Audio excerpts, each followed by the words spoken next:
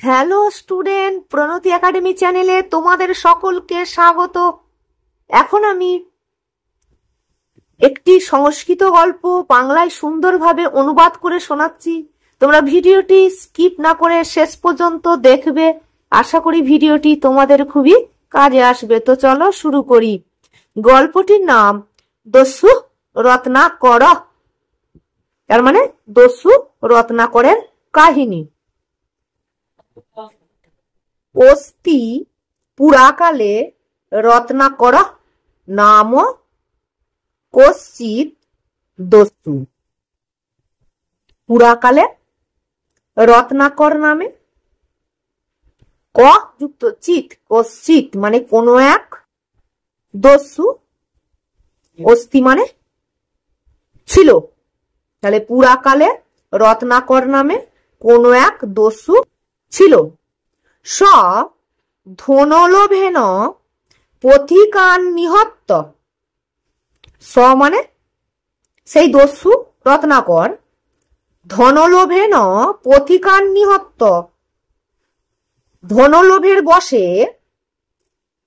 পথিকদের হত্যা করে, পথিকান নিহত্ত পথিকদের হত্যা করে সর্বস্ব অপহরত, তাদের সর্বস্ব অপহরণ করত মানে নিয়ে নিত। একদা তার মানে কোনো একদিন ব্রহ্মা নারদশ্চ তং পাপাত উদ্ধারার্থং,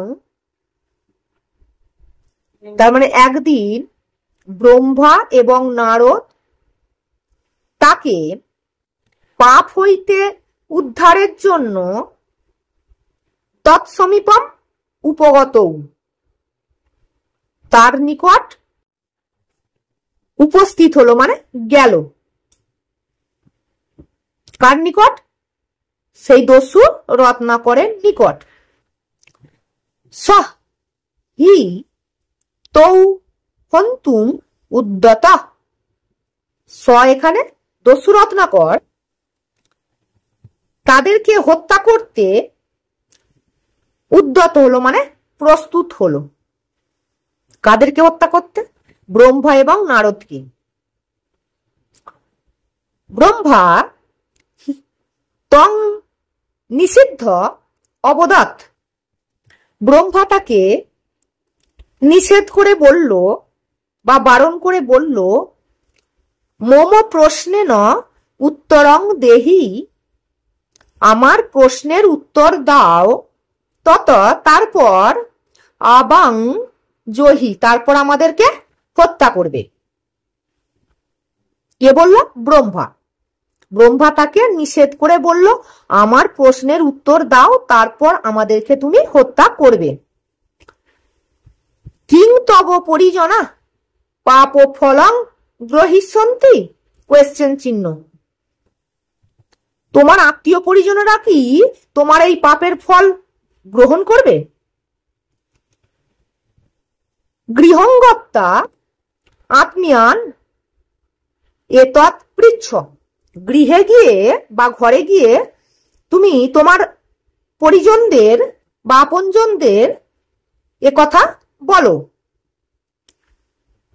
তেসাং অভিমতম আদায় আগচ্ছ, তাদের অভিমত মানে তাদের কি মত সেটা আদায় করে সেটা নিয়ে আগচ্ছ এসো। তত তারপর অর্থাৎ দস্যু রত্নাকর গৃহঙ্গত্তা পিতরং মাতরং পত্নীং চ সর্বম অকথয়াৎ, তারপর দস্যু রত্নাকর গৃহে গিয়া পিতাকে, মাতাকে এবং তার স্ত্রীকে সর্বম অকথয়াৎ মানে সবকিছু বলল। তেহি পরিজনা তং নিন্দিত বন্ত, তার আপনজনেরা তাকে ভৎসনা করলো বা তার নিন্দা করলো। কোহপি তস্য পাপং গ্রহিতুং ন সম্মত, কেউই তাহার পাপ গ্রহণ করতে সম্মত হলো না। ন সম্মত মানে সম্মত হলো মানে রাজি হলো না, কেউই তার পাপ গ্রহণ করতে রাজি হলো না। তদা স তখন অর্থাৎ দস্যু রত্নাকর বন মধ্যে প্রত্যাগত, বনের মধ্যে প্রত্যাগত মানে ফিরে এসে ব্রহ্মাম অবদত, ব্রহ্মাকে বলল, কাং মম গতি, তাহলে আমার কি গতি হবে?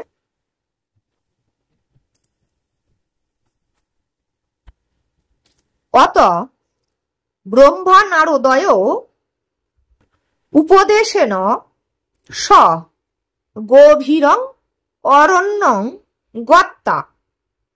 তারপর কি? অত মানে তারপর। ব্রহ্মা নারদের উপদেশের দ্বারা, উপদেশেন মানে উপদেশের দ্বারা, তার মানে ব্রহ্মা নারদের উপদেশে স অর্থাৎ দস্যু রত্নাকর গভীরং অরণ্যং গত্তা, গভীর অরণ্যে মানে বনে, গত্তা মানে গিয়া শ্রীরাম নাম পথ, শ্রীরাম নাম জপ করতে লাগলো। এবং সহ ধ্যানমগ্না বাল্মীকি স্তূপে বহুবর্ষাণী সমাবৃত অগায়ত। এবং মানে এই রূপে, স মানে দস্যু রত্নাকর বহু বছর ধরে, বহু বর্ষাণী মানে বহু বছর ধরে ধ্যানমগ্ন অবস্থায় শ্রীরাম নাম ধ্যানে মনে মনে গান গাইতে গাইতে বাল্মীকি স্তূপে পরিণত হয়েছিল, মানে ওই ঢিবিতে পরিণত হয়েছিল। অনেক দিন ধরে শ্রীরাম নাম জপ করছিল। বহু বছর যদি এক নাগারে শ্রীরাম নাম জপ করে, তাহলে তো ওই ঢিবিতে ঢেকে যাওয়াই স্বাভাবিক না?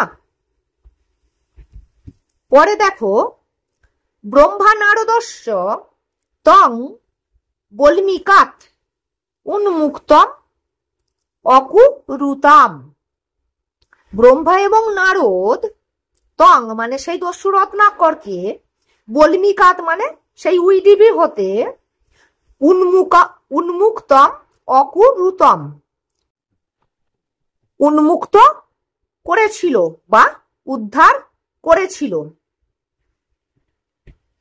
এই প্রসঙ্গে আমি তোমাদের বলে রাখি যে এই যে দস্যু রত্নাকর, এই দস্যু রত্নাকর পরবর্তীকালে বাল্মীকি মুনি হয়েছিলেন এবং ভারতবর্ষের প্রাচীনতম মহাকাব্য রামায়ণ রচনা করেছিলেন। বাল্মীকি থেকে জাত হয়েছিলেন বলে এই দস্যু রত্নাকরের নাম বাল্মীকি হয়েছিল। তোমরা দেখো, বাল্মীকি মুনি প্রথম জীবনে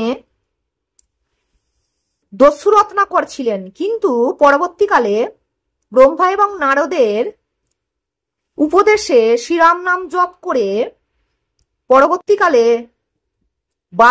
মহর্ষি বাল্মীকি মুনিতে পরিণত হয়েছিলেন। তার আমূল পরিবর্তন ঘটেছিল। তো ভিডিওটি যদি ভালো লাগে একটা লাইক করবে, বন্ধুদের মাঝে শেয়ার করবে, সর্বোপরি সাবস্ক্রাইব করে পাশে থাকা বেল আইকনটি প্রেস করে রাখবে। Thank you so much for watching this video.